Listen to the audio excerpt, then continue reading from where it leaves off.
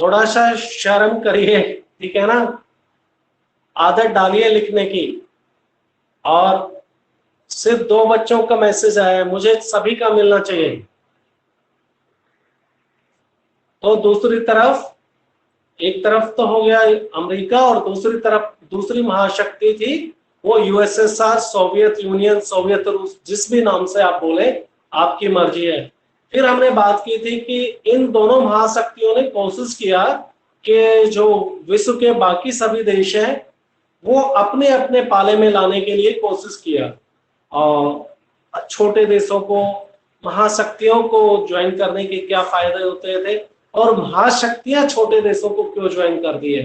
ठीक है, फिर भी एक रिकैप कर लेते हैं। छोटे देश महाशक्तियों के गठबंधन में क्यों शामिल होते हैं।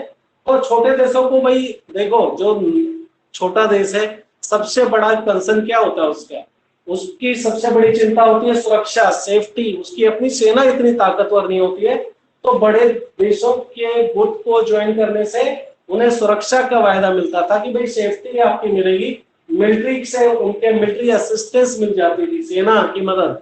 जब भी उनको सेना की मदद की आवश्यकता होती थी तो बड़े देश, अमेरिका, जिसने अमेरिका का गुट ज्वाइन किया वो अमेरिका, उनको, उनके पास में नाटो जैसी शक्तिशाली सेना थी, या फिर जिसने वार्सा पैक्ट को ज्वाइन किया, मतलब जो यूएसएसआर को ज्वाइन कर रहे थे, तो उनके पास में भी अपनी वार्सा पैक्ट के थ्रू वो सब ज्वाइन किए हुए थे। तो ये फायदे थे, हथियार मिल जाते थे, और जितने भी छोटे देश है उनको आर्थिक मदद की भी आवश्यकता पड़ती है। तो आपको ये चारों पॉइंट याद होने चाहिए। छोटे देशों को क्या बेनिफिट होता था बड़े गठबंधन को, अलायंस को ज्वाइन करने का, सुरक्षा का वायदा, सैनिक सहायता, हथियार और इकोनॉमिक असिस्टेंस। क्लियर हो गया, किसी को डाउट तो नहीं इसके बारे में। नेक्स्ट चलो, अभी नेक्स्ट देख लेते हैं। अब उसके बाद में आपका आता है क्यूबा मिसाइल संकट। क्यूबा मिसाइल संकट हमने पहले दिन ही कर लिया था, फिर भी हम रिवीजन कर लेते हैं। तो क्यूबा मिसाइल संकट आपको पता ही है कि क्यूबा जो कंट्री है एक आइलैंड कंट्री है, यूनाइटेड स्टेट ऑफ अमेरिका के साउथ में पड़ता है, छोटा सा देश है, और है यूनाइटेड स्टेट ऑफ अमेरिका के साथ में, लेकिन बेटा वो जो आइडियोलॉजी है वो रूस की अपनाता है, तो दिक्कत तो आने वाली है उस देश को। है अमेरिका के साथ में, ठीक है, आइडियोलॉजी अपना रहा है सोवियत रूस की, दोस्ती सोवियत रूस के साथ है, ठीक है। सोवियत रूस अपना दोस्ती का फायदा आप देखोगे क्यूबा मिसाइल संकट में किस तरह से निभाता है, बड़े बड़े मतलब फुलफिल करता है अपना प्रॉमिस। लेकिन इसके लिए संकट क्या है कि है उत्तरी अमेरिका में, और अमेरिका के पास बिल्कुल नीचे एक आइलैंड कंट्री है क्यूबा, और यहाँ पे जो राष्ट्रपति थे, जिसकी सरकार थी, वो फिदेल कास्ट्रो। और फिदेल कास्ट्रो या फिर उनके जो लीडर्स हैं क्यूबा के, वो ये डर लग रहा था कि भाई अमेरिका कभी भी उथल पथल करने वाला है और हमारे जो राष्ट्रपति है उसको गद्दी से हटा देगा और किसी और को अपने मर्जी के को बैठा देगा। तो बेसिकली यही था। 1961 की बात है। 1962 के अंदर ये क्यूबा की जो सरकार है वो इन्फॉर्म कर देती है अपने दोस्त को। उनका दोस्त कौन है, क्यूबा का दोस्त कौन है, चलो मैसेज में जल्दी से, जल्दी कर दिया करो भाई, बहुत देर लगाते हो। क्यूबा का दोस्त है यूएसएसआर, चलो वेरी गुड।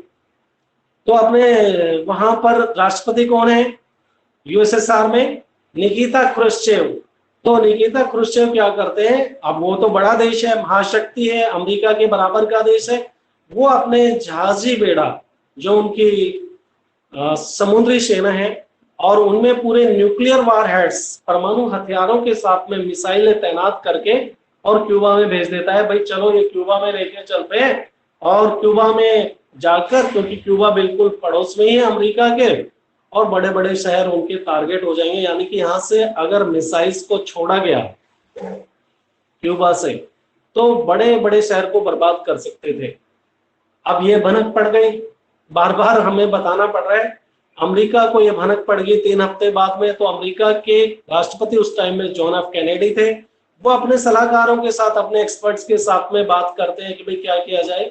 अल्टीमेटली ये होता है कि भाई युद्ध लेने की स्थिति में कोई फायदा नहीं है, यूएसएसआर भी उतना ताकतवर देश है जितने हम हैं, तो सबसे बेटर ऑप्शन यही है की कोशिश करते हैं, इस युद्ध को टालने की कोशिश करते हैं और फिर इसी दिशा में काम होता है। वो फिर भी ये तो निश्चित है कि अपनी जो पर्सनल रिस्पेक्ट है उसको भी यूनाइटेड स्टेट ऑफ अमेरिका खोना नहीं चाहता था, तो अपने झांझे बेड़े को भेजता है रास्ते में कि भाई अभी और आगे ना आ पाए क्यूबा की तरफ, और झांझे बेड़ा जो कि यूएसएसआर से आ रहा था वो अभी नहीं आ पाए, और बाकी जो है उनको अल्टीमेटली हुआ यही, दोनों राष्ट्रपति के बीच में बातचीत होती है, अमेरिका के राष्ट्रपति और यूनाइटेड स्टेट ऑफ अमेरिका के राष्ट्रपति के बीच में, और फिर बाद में यहाँ से अपने जो समुद्री सेना है, न्यूक्लियर वॉरहेड्स है, उनको वापस लेके चला जाता है यूएसएसआर।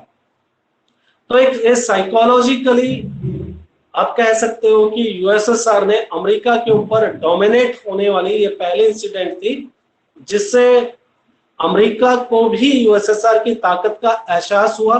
और दूसरी तरफ ये है कि ये एक ऐसी सिचुएशन बन पाई थी जब पूरे आप 1945 से और 1990-91 के दौर में देखोगे कि अमेरिका और यूएसएसआर आमने सामने कभी आए नहीं। ये पहला एक ऐसा पीरियड था जब अमेरिका और यूएसएसआर दोनों आमने सामने थे, ठीक है बेटा। लेकिन ये संकट भी टल गया, यानी कि कोल्ड वार जिसको आप बोल रहे हो, शीत युद्ध, वो एक हॉट वार में कन्वर्ट नहीं हो पाया, एक शूटिंग वार के अंदर कन्वर्ट नहीं हो पाया। ये अच्छी बात है, ये टल चुका था, तो इसको आप कर ही चुके हैं, इसमें बहुत ज्यादा कुछ लिखा नहीं है, वही बात है जो हमने आपको बता दिया। फिर और कुछ जो इंसिडेंट्स हैं जो शीत युद्ध के दौरान में देखी गई, ठीक है ना, जो बड़ी बड़ी घटनाएं जो हुई उनके बारे में भी बात कर लेते हैं। ये तो एक बड़ा संकट था, आपने जो अभी देखा क्यूबा मिसाइल संकट, जिससे कि आमने सामने की लड़ाई हो रही थी, लेकिन यही एक अकेला संकट नहीं था। 1945 से और 91 के बीच में लंबा ड्यूरेशन है और दोनों ताकतवर देश है, एक दूसरे के ऊपर डोमिनेट होने की पूरी कोशिश करेंगे, एक दूसरे के ऊपर भारी पड़ने की पूरी कोशिश करेंगे। तो उसमें देखते हैं और कौन कौन से संकट खड़े हुए थे।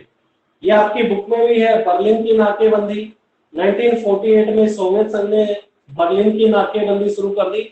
आपको पता है कि जो बर्लिन है कैपिटल थी उस टाइम में, और आज भी कैपिटल ही है। कहाँ की कैपिटल है मुझे बताओगे आज? बर्लिन कौन से नेशन की कैपिटल है? शाबाश।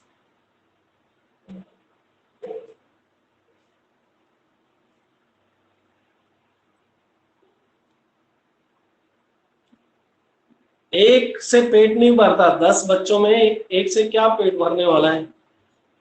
बाकी क्या ये सब तन्नू, आशीष, सौरभ, अंकिता, क्या है आपके पास? बस नाम लेना कि तुम लोग भागोगे कहाँ बेटे। अभी तो प्रिंसिपल ने भी इतना स्ट्रिक्ट कर दिया है, अगर तुम्हारे काम में परफॉर्मेंस नहीं है, तुम्हारे नोट्स नहीं आ रहे, तो रिजल्ट तुम्हारा, जैसे इस बार का 12th का पूरा रिजल्ट हमने बनाया है और इसके ऊपर इम्पैक्ट पड़ने वाला है। अगर तुम लोग जवाब नहीं दोगे, बैठे रहोगे यहाँ पर, कोई फायदा नहीं है ऐसे आके क्लास ज्वाइन करने का, ठीक है ना। तो जर्मनी की कैपिटल थी ये बर्लिन, और बर्लिन के भी 2 हिस्से कर दिए गए थे। पूर्वी बर्लिन जो है यूएसएसआर के पास थी, और पश्चिमी बर्लिन के फिर 3 हिस्से करके रखे थे। वहां पर ब्रिटेन का, फ्रांस का और अमेरिका का कब्जा था बर्लिन का। यानी कि जो वेस्टर्न बर्लिन है उसके ऊपर 3 देशों का कब्जा था, और ईस्ट में जो बर्लिन थी, eastern part of the Berlin, उसके ऊपर यूएसएसआर का। और यूएसएसआर ने क्या किया, वहां पर दीवार एक खींच दी थी ताकि जो इस तरफ के बर्लिन के, पूर्वी बर्लिन के जो लोग हैं वो पश्चिमी बर्लिन में जो डेवलपमेंट हो रहे हैं उसको देख ना पाए। क्योंकि अगर वो देखेंगे सब कुछ डेवलपमेंट जो पश्चिमी बर्लिन में हो रहा है, विकास जो हो रहा है, तो यहाँ पर भी इन लोगों में ये होगी, इच्छा होगी कि हम भी उस तरफ चले जाते हैं, या फिर यहाँ पर भी एक मोमेंट खड़ा होगा। तो वो नहीं चाहते थे यूएसएसआर इस बात को, तो उन्होंने क्या कर दिया, एक दीवार खींच दी। लेकिन दीवार सब कुछ नहीं होती, विचार तो न्यूज़पेपर, मीडिया के जरिए पहुंच जाते थे। और फिर एक ऐसा टाइम आया, आपने देखा कि जो बर्लिन की दीवार है वो टूटी और दोनों बर्लिन एक बनी थी। तो ये बर्लिन की जो नाकेबंदी करने शुरू हुई, नाकेबंदी का मतलब जो दीवार वाला काम हुआ था वो 1948 में हुआ था। ये आपको पूरा अच्छे से क्लियर होना चाहिए, इसमें कोई डाउट नहीं होना चाहिए कि बर्लिन की घेराबंदी क्या है। अब आप समझ गए, क्लियर हो गया? अरे समझ गए क्या? घर पे प्रैक्टिस करो मैसेज डालने की, यहां से देखने के बाद में जाके बैठ जाते हो सिर्फ।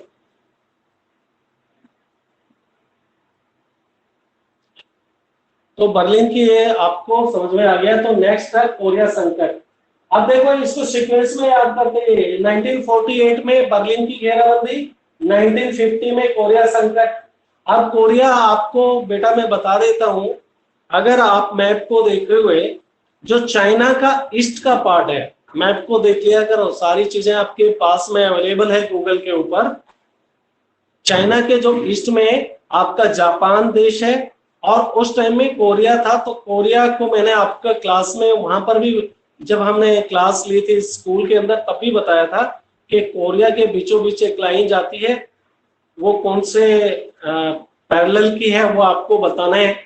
और साथ ही साथ कोरिया संकट क्या है उसको थोड़ा सा समझ लेते हैं। देखो कोरिया को भी अगर आज के दिन देखो तो आज उत्तरी कोरिया और दक्षिणी कोरिया दो अलग अलग नेशन है,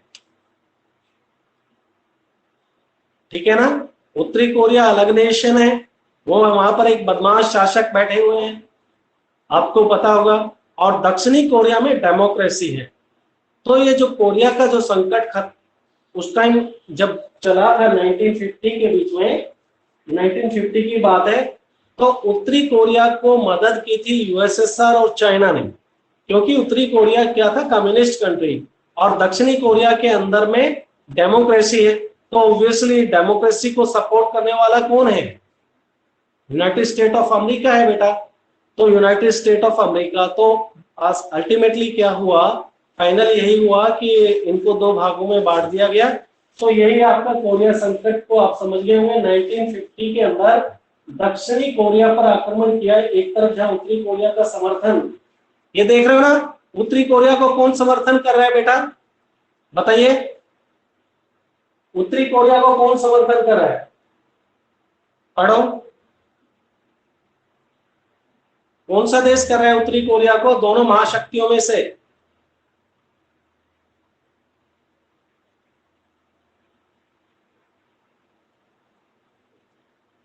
यूएसएसआर। और दक्षिणी कोरिया को फिर सोवियत रूस और चाइना, क्योंकि दोनों के दोस्त साम्यवादी कंट्री है, ठीक है ना। तो ये आपको कोरिया संकट, बस इतना ही आपको जानने की जरूरत है कि 1950 में ये संकट हुआ, कोरिया के ऊपर आक्रमण हुआ, और उत्तरी कोरिया ने दक्षिण कोरिया पर आक्रमण किया इनफैक्ट। और एक तरफ जहां उत्तरी कोरिया का समर्थन सोवियत संघ, वहीं दूसरी तरफ दक्षिणी कोरिया का अमेरिका कर रहा था। इस तरह से अप्रत्यक्ष रूप से, यानी कि वो सारे पीरियड हम गिनवाने वाले हैं जब ये दोनों महाशक्तियां एक दूसरे के विरुद्ध खड़ी थी, लेकिन इन्होंने आमने सामने की लड़ाई नहीं की। अब देख रहे हो ना, एक उत्तरी कोरिया को सपोर्ट कर रहा है, दूसरा दक्षिणी कोरिया को कर रहा है, तो इनके बीच तो आमने सामने की लड़ाई नहीं है। लेकिन ये उत्तरी कोरिया में जो युद्ध हो रहा है उसके अंदर फाइनेंस, पैसा, हथियार, और उसमें मिलिट्री का जो इक्विपमेंट्स वगैरह, ये सारा का सारा यूनाइटेड स्टेट ऑफ अमेरिका और दूसरी तरफ पे यूएसएसआर झोंक रहा था। तो कहने का अर्थ ये हुआ, हम वो सब देखने वाले हैं जहां पर इन दोनों पूरे विश्व के अंदर जो भी इंसिडेंट हुई है ये सामने नहीं आए, लेकिन इनका इन्वॉल्वमेंट रहा, वो सारा हम पढ़ने वाले हैं बेटा, ठीक है ना। तो अब वियतनाम के बारे में मैंने आपको बताया ही है, आपके बुक में फोटो भी है, आपके पास में बुक होगा तो देखिए, जो उस टाइम में राष्ट्रपति हैं अमेरिका के। वियतनाम संकट में भी वही हुआ, नॉर्थ वियतनाम और साउथ वियतनाम वाली कहानी हो गई थी। वहां पर भी एक तरफ यूनाइटेड स्टेट ऑफ अमेरिका, दूसरी तरफ सोवियत रूस। और ये ऐसा संकट था जिसके अंदर वियतनाम ने नाको चने चबा दिए अमेरिका को, यानी कि अमेरिका इतना ताकतवर देश होते हुए भी 25 साल तक वियतनाम में रहा, और अमेरिका को सबसे बड़ी जो मार झेलनी पड़ी है, याद रखना है ये, वो वियतनाम के अंदर उनका जो पैसे का लॉस या सैनिकों का लॉस अभी तक का रिकॉर्ड है, जितना वियतनाम में उन्होंने अपने सैनिकों को खोया, कहीं पर नहीं खोया अमेरिका ने। तो वियतनाम वाला जो संकट है उसको आप याद रखोगे, क्या क्राइसिस है। इसमें देखो बुक में क्या लिखा है आपके नोट्स में, 1954 के दशक में के आसपास उत्तरी वियतनाम, जिसे सोवियत संघ का समर्थन था, वहां पर भी उत्तरी कोरिया में सोवियत संघ, यहां पर भी उत्तरी वियतनाम। याद रखने का तरीका सीख लीजिए कुछ, यहां पर भी उत्तरी वियतनाम है, वहां पर सोवियत संघ सपोर्ट कर रहे हैं, ठीक है ना। तो समर्थन था, और दक्षिणी वियतनाम जिसे अमेरिका का समर्थन प्राप्त था, इसके बीच युद्ध शुरू हो गया और इसी को वियतनाम संकट बोलते हैं। सौरभ, क्या है वियतनाम संकट बेटा, मेरे को बताओ।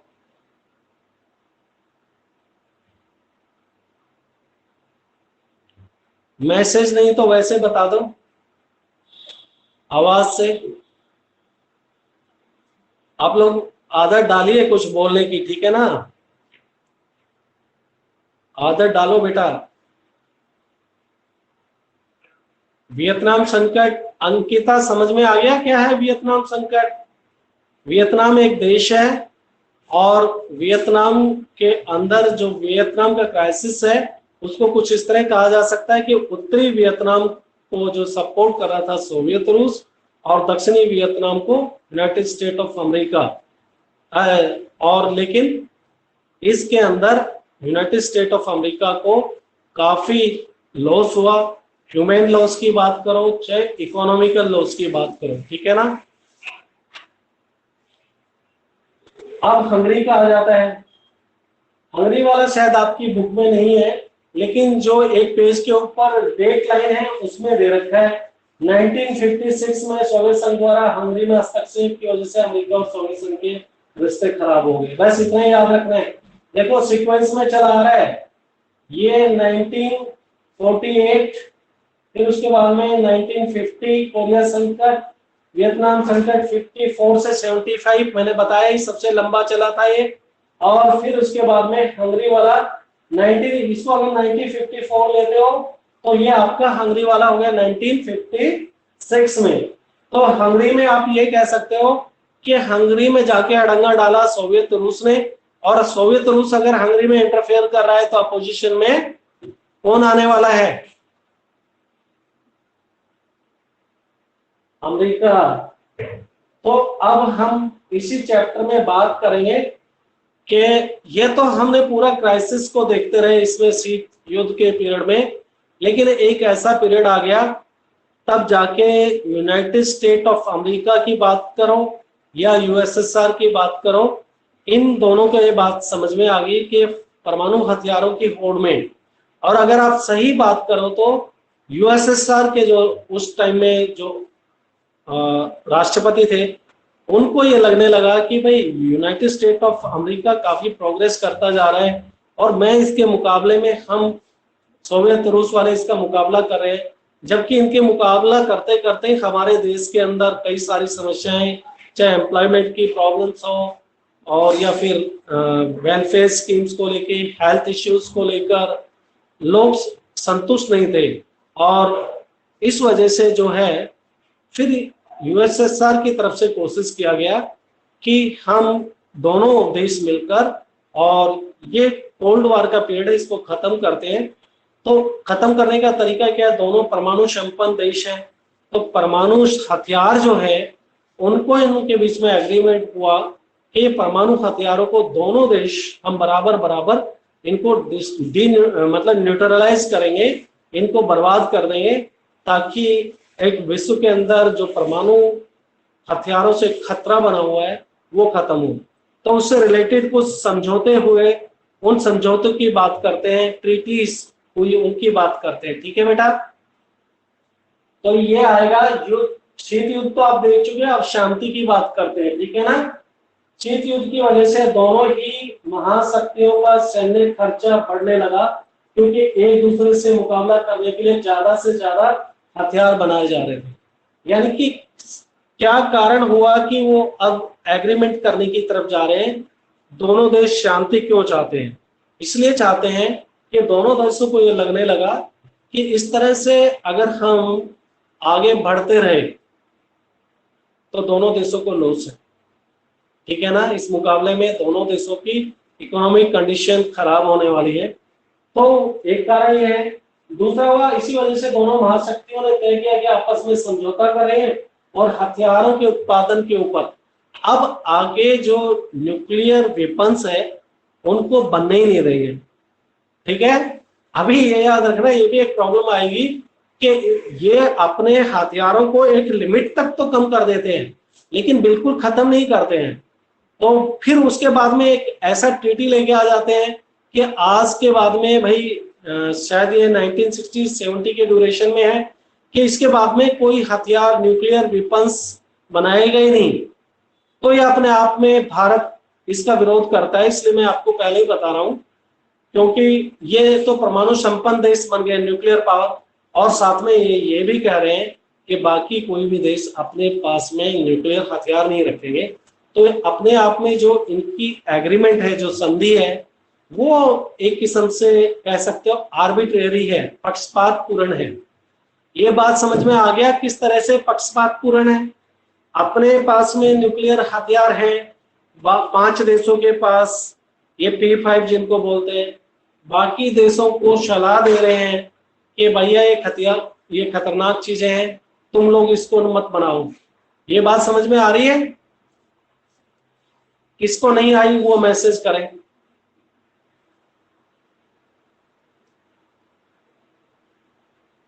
सबको आ गया? तन्नू आ गई बात समझ में?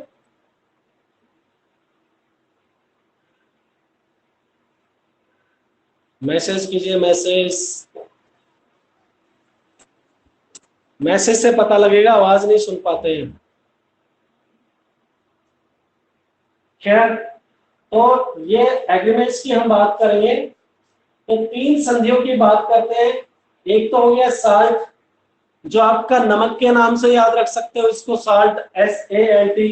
अब इसकी फुल फॉर्म भी आप याद एक्सपेंडेड फॉर्म में देख सकते हो, स्ट्रेटेजिक आर्म्स लिमिटेशन ट्रीटी, जो हथियारों की लिमिट्स को तय करती है। ऐसा समझौता दोनों देशों के बीच में हुआ कि जो हथियार खतरनाक हथियार हैं उनको लिमिटेशंस करेंगे, उनको कम करके लेके आएंगे। तो इस ट्रीटी को साल्ट ट्रीटी के नाम से बोलते हैं, ठीक है।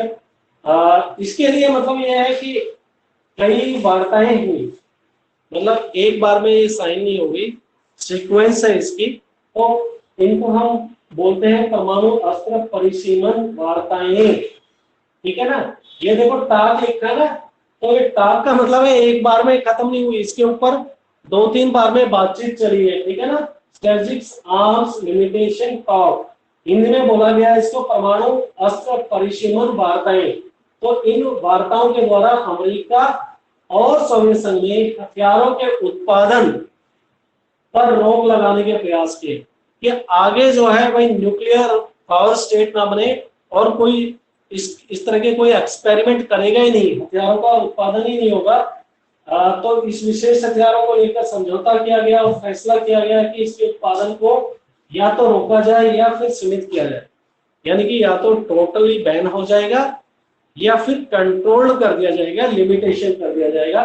तो इसी को आप बोलते हो स्ट्रेटेजिक आर्म्स लिमिटेशन टॉक, ठीक है ना। यानी कि जो हथियार हैं उनको परिसीमन करके रखना है, एक लिमिट तक रखना है, या बिल्कुल उत्पादन को बंद कर दिया जाएगा। नेक्स्ट है LTBT, limited test ban treaty, सीमित परमाणु परीक्षण संधि। यह संधि वायुमंडल, भारी अंतरिक्ष और पानी के अंदर, यानी कि पानी के अंदर और स्पेस के अंदर, एरोस्पेस, वहां पर किसी तरह के एक्सपेरिमेंट्स नहीं किए जाएंगे, ना तो पानी के अंदर ना वायुमंडल के अंदर।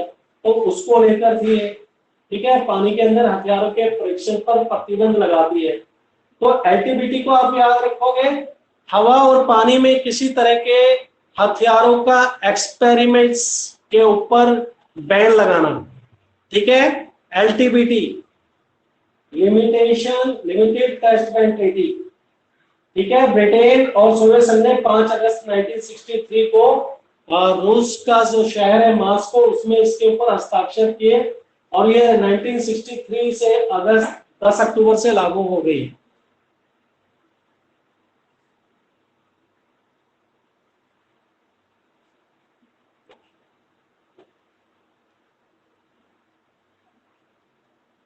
बेटे हर चीज के लिए ना एक स्टेप्स में चल रहे थे वो।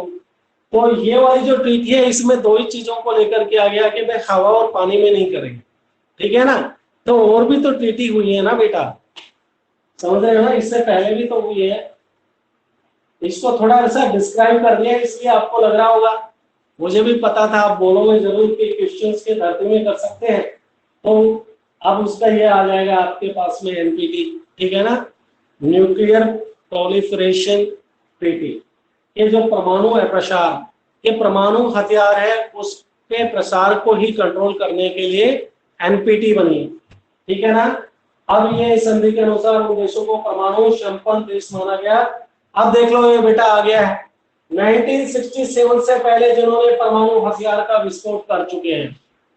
एनपीटी याद रहेगा, जिन्होंने 1967 से पहले परमाणु हथियारों का विस्फोट कर चुके हैं और वो ही न्यूक्लियर पावर स्टेट माने जाएंगे, ठीक है। यानी कि भारत पाकिस्तान नहीं माने जाने वाले हैं, ये बात तुम्हारे को समझ में आना चाहिए।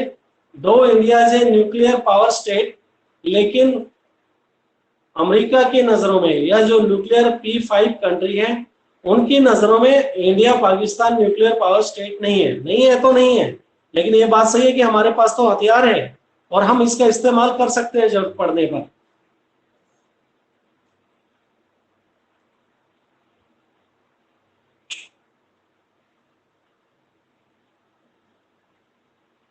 एट नहीं है बेटा, वो 1998 है, ठीक है। पहले 1975 का है, मतलब 1975-76 के है, और दूसरा जो है वो 1998 का है, वो भी मई का है, ठीक है ना।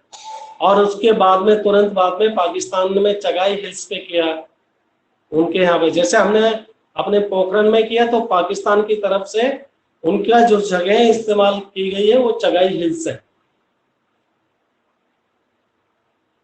तो ये हो गया 1968 में वाशिंगटन में इसके ऊपर साइन हुआ है, ठीक है बेटा। कहाँ हुआ है एनपीटी पे साइन? 1968 में वाशिंगटन, लंदन और मॉस्को में हस्ताक्षर।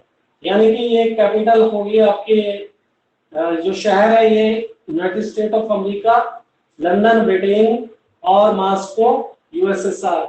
यानी कि ये ट्रीटी को बुक को लेकर ये घूमते रहे तीनों शहरों में, तीनों देश के अंदर, और 5 मार्च 70 से अफेक्टेड हो गई। देखो साइन होना 1968 और अफेक्टेड 70, दोनों डेट अलग अलग है बेटा, ठीक है ना। तो ये आपके बुक के अंदर में भी सारी ट्रीटीज के बारे में और होंगी, कुछ उनके बारे में बड़ा डिटेल्स में दे रखा है एक पेज के ऊपर, कुछ डेट लाइन्स हैं वो भी आपने ध्यान रख लेना है। अब गुट निरपेक्ष आ गया नॉन अलाइनमेंट के बारे में। नॉन अलाइनमेंट मूवमेंट क्या है? तो यानी कि आपको पता ही है नॉन अलाइनमेंट का बेसिकली दो गुट बने हुए थे, चाहे यूनाइटेड स्टेट ऑफ अमेरिका की बात करो या फिर यूएसएसआर, दो मतलब महाशक्तियां थी। अब वो सारे न्यूली डीकोलोनाइज्ड कंट्री, न्यूली डीकोलोनाइज्ड कंट्री का मतलब ये है कि ब्रिटेन के, मैंने कहा ही सेकेंड वर्ल्ड वॉर के बाद में बेटा ब्रिटेन हो गया कमजोर, ठीक है ना, इकोनॉमिक हालत उसकी होगी कमजोर। अमेरिका ने काफी सारा लोन दे दिया था, जैसे आजकल चाइना पॉलिसी अपना रहा है कि सभी देशों को जो डेवलपिंग कंट्री है उनको लोन दे देता है, और लोन देने के बाद में लोन तो चुकाना मुश्किल है, लोन का इंटरेस्ट ही नहीं चुका पा रहे हैं। ऐसे बहुत सारे देश हैं जिनके ऊपर चाइना इस तरह से डोमिनेट कर रहा है, ठीक है ना। तो ये पॉलिसी उस टाइम में अमेरिका ने अपनाई थी, ब्रिटेन को काफी सारा लोन दे दिया, और उनकी हालत ऐसी हो चुकी थी ब्रिटेन की। तो उस पीरियड में फिर ब्रिटेन के जितने भी, ब्रिटेन ने बहुत सारे देशों के ऊपर शासन था उनका, कॉलोनी बना के रखा था, लेकिन जब खुद कोई ताकतवर देश कमजोर पड़ जाता है तो फिर बाकी जो उसके कॉलोनियल देश थे वो वहां पर भी एक मूवमेंट खड़ा होता है आजादी के लिए। तो ऐसे जितने भी ब्रिटेन की कॉलोनीज थे और ब्रिटेन की कॉलोनी सब कहीं पर थी, ठीक है ना। छोड़ दीजिए यूरोप को, यूरोप के अलावा चाहे आपके साउथ अफ्रीकन महाद्वीप की बात करो या फिर एशिया महाद्वीप की बात करो, दक्षिणी अमेरिका महाद्वीप की बात करो, सब कहीं पे ब्रिटेन की कॉलोनी थी। तो ये वाला पीरियड ऐसा था, ब्रिटेन के कमजोर हो जाने के बाद में वो सभी देशों में एक मूवमेंट चला, आंदोलन चला और वो ब्रिटेन से इंडिपेंडेंट हो गए, ठीक है ना। ये बात आपको याद रहेगी, समझ में आ गया कैसे आपके देश को, अगर आप, ये तो हम बोलते हैं कि भाई हमारा स्ट्रगल हुआ, महात्मा गांधी ने ये किया, फलाना ढिकड़ा, लेकिन हकीकत यह है कि ब्रिटेन भी काफी कमजोर पड़ चुका था, नंबर 1। नंबर 2 ये है, यूनाइटेड स्टेट ऑफ अमेरिका का ब्रिटेन के ऊपर काफी प्रेशर था कि भारत को आजाद किया जाए, क्योंकि उनको लग रहा था कि भारत एक बड़ा कंट्री है और ये डेमोक्रेसी को अडॉप्ट करेगा, हमारे साथ में होगा ये शामिल। तो ये आप दो मुख्य फैक्टर है, उसके बाद में जो मूवमेंट चले वो तो है ही, लेकिन आपको पता होना चाहिए ब्रिटेन कमजोर हो चुका था, इसलिए जो ब्रिटेन के अधीन जो देश थे या एम्पायर्स थे, वहां से ब्रिटेन ने अपने बोरे बिस्तर उठा लिए। ये समझ गए क्यों देश आजाद हुए, 1945 से आगे आगे आजादी क्यों मिली देशों को, चाहे एशिया के देश हों या फिर उत्तरी अमेरिका के देश हों या फिर आपके अफ्रीका महाद्वीप के देश हों। अरे क्लियर हो गया बच्चों?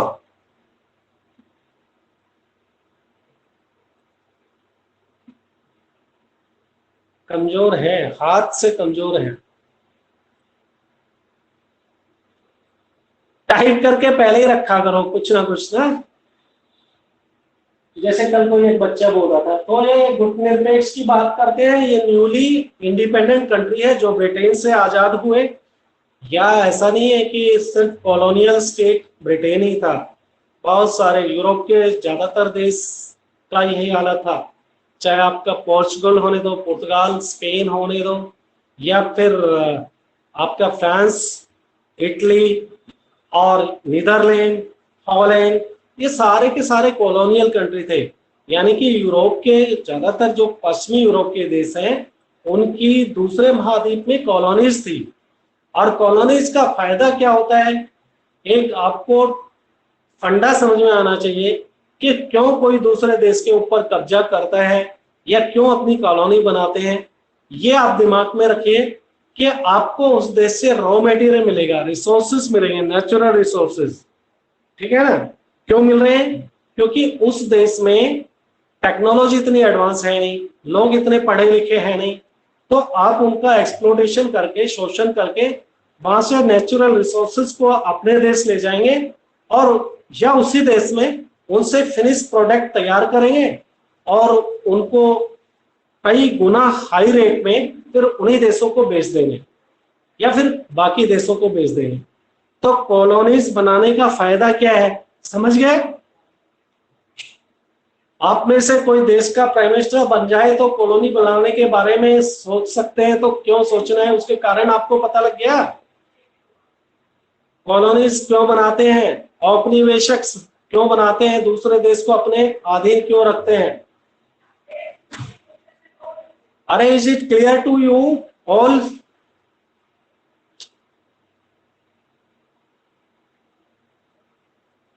मोटे तौर पे उनके प्राकृतिक संसाधनों के ऊपर कब्जा करना, अपने देश में उठा के ले जाना, वहां से तैयार माल को फिर बेच देना कई गुना ज्यादा दाम में, ठीक है ना। तो कॉलोनीज बनाने का ये होता है फायदा। तो अब हम बात करते हैं गुटनिरपेक्ष है क्या। आपको पता है कि न्यूली इंडिपेंडेंट कंट्री है, ना तो neither they are going to join the United State of America और ना ही यूएसएसआर को ज्वाइन करने वाले हैं। इसमें कौन कौन मुख्य 5 देश थे उनका याद रखिए। आपका इजिप्ट है, घाना है, इंडोनेशिया है, भारत है और यूगोस्लाविया है। इनके देश के राष्ट्रपति का नाम याद रखिए। ये फाउंडिंग फादर्स जो फाउंडिंग मेंबर्स है उनका नाम याद रखिए, किस पीरियड में बना। और फिर उसके बाद में तो गुटनिरपेक्ष आपको पता है आज के लगभग तो 120 कंट्रीज के लगभग है। तो मेन आपको गुटनिरपेक्ष बनना क्यों, इसका मतलब क्या है कि भाई दोनों गुटों से दूर रखना। अब दूर रखने का मतलब ये बात आप याद रखना है, गुट से दूर होने का मतलब लड़ाई के पर्पज से दूर रहना है, ठीक है ना। न्यूट्रल का मतलब आप अगर बुक को पढ़े हुए तो उसमें दे रखा है अमेरिका जैसे न्यूट्रल नहीं रहना है, ठीक है ना। जैसे अमेरिका फर्स्ट वर्ल्ड वॉर से पहले न्यूट्रल था, ऐसा न्यूट्रल नहीं, यानी कि अमेरिका को कुछ लेना देना ही नहीं था। फर्स्ट वर्ल्ड वॉर से पहले की बात कर रहा हूं कि विश्व में क्या हो रहा है, कोई देश किसको दबा रहा है, क्या अत्याचार हो रहा है, कोई मतलब नहीं है। तो ये जो गुटनिरपेक्ष देश है वो ये बोल रहे हैं कि हम दोनों गुट में शामिल नहीं है, लेकिन जब भी हमें अपना अपना व्यू, अपने विचार रखने होंगे तो हम जरूर रखेंगे। यानी कि सही बात को हम कहने से एक इंटरनेशनल फॉर्म में, अंतरराष्ट्रीय मंच पे सही बात को रखेंगे। अब इससे फायदा क्या था, ये जो गुटनिरपेक्ष देश हैं इनको पहले तो बताइए खतरा क्या था कि इन्होंने दोनों गुटों को ना ज्वाइन करने का एक आप कहो कि एक आंदोलन खड़ा किया। क्यों नहीं जाना चाहते थे दोनों गुट में, बताइए क्यों नहीं ज्वाइन करना चाहते थे। ना तो अमेरिका को ज्वाइन किया, ना उन्होंने यूएसएसआर को ज्वाइन किया, ये गुटनिरपेक्ष के देश। तो ऐसा क्यों किया इन्होंने, जल्दी करो टाइम खत्म होने वाला है।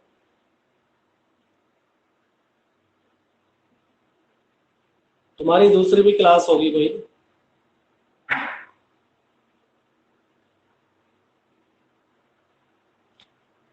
यस, एक तो ये था कि न्यूली इंडिपेंडेंट कंट्री थे, जैसे बोलते हैं ना दूध का जला छाछ को भी फूंक मार कर पीता है, तो वही कारण था कि उनको लगता था कि कभी दोबारा हम गुलाम ना हो जाए। दूसरा क्या है, ये सारे न्यूली इंडिपेंडेंट कंट्री होने के नाते यहाँ पर विकास नहीं हुआ था, तो विकास होने से ये नहीं दिखाना चाहते थे किसी। मैं भारत की अगर बात करूं तो भारत का सोचना ये था अगर हम किसी एक गुट के साथ चले गए तो फिर मान लो हमने अमेरिका को ज्वाइन कर लिया तो फिर हम यूएसएसआर से मदद नहीं ले पाएंगे, अगर यूएसएसआर को ज्वाइन करते हैं तो अमेरिका से मदद नहीं ले पाएंगे। तो भारत की पॉलिसी ये थी कि अंडरग्राउंड रूप से, और इस पॉलिसी की बाकी देशों ने बुराई भी की, कि हम आंतरिक रूप से यूएसएसआर को सपोर्ट करते रहेंगे, लेकिन दिखाने में हम दोनों देशों से दूरी बना के रखें। ठीक है, तो आज का क्लास, हाँ कोई पावर के अंडर ना आ जाए, वेरी गुड, दोबारा गुलाम ना बन जाए। ठीक है, तो आज का क्लास यहीं पे समाप्त करते हैं। और जिन बच्चों ने अभी तक भी नहीं लिखा है, नोट्स वगैरह नहीं बनाए हैं, अंकिता तुम्हारी नोट्स मेरे पास नहीं पहुंचे हैं। दीपक तो आज आई कहां से गया, इसका तो दीपक तुमने कुछ नहीं किया, इसके नोट्स तैयार कर लेना। सौरभ और आशीष आ गया तुम्हारा, धीरज के आए हैं, तो सभी अपने नोट्स वगैरह भेजो बेटा।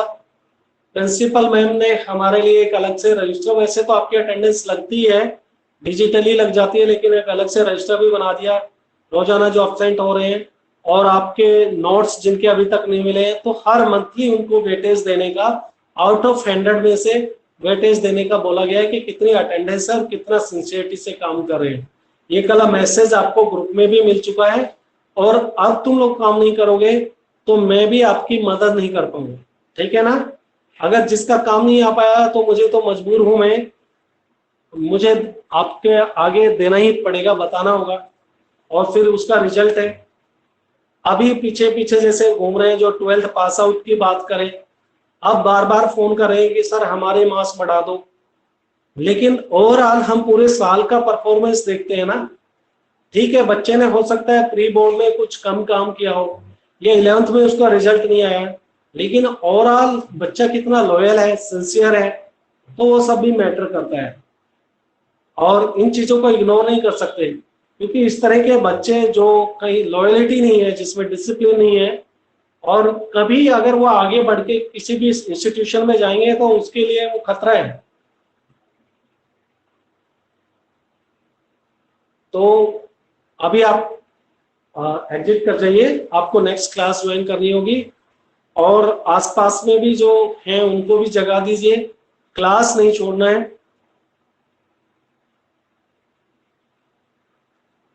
तुम्हारे नोट्स नहीं हुए क्या उषा? आपने फर्स्ट चैप्टर के नोट्स नहीं भेजे हैं?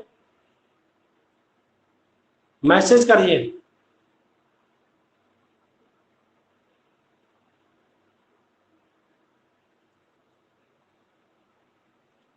तो फिर क्या कह रहे हो इंग्लिश मीडियम नोट्स की, क्या बात कर रहे हो?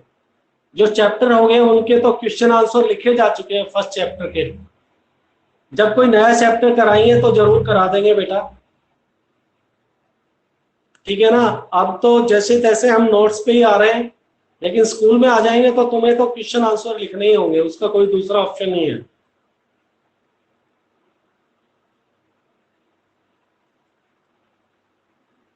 ओके, चलो एग्जिट करिए बेटा।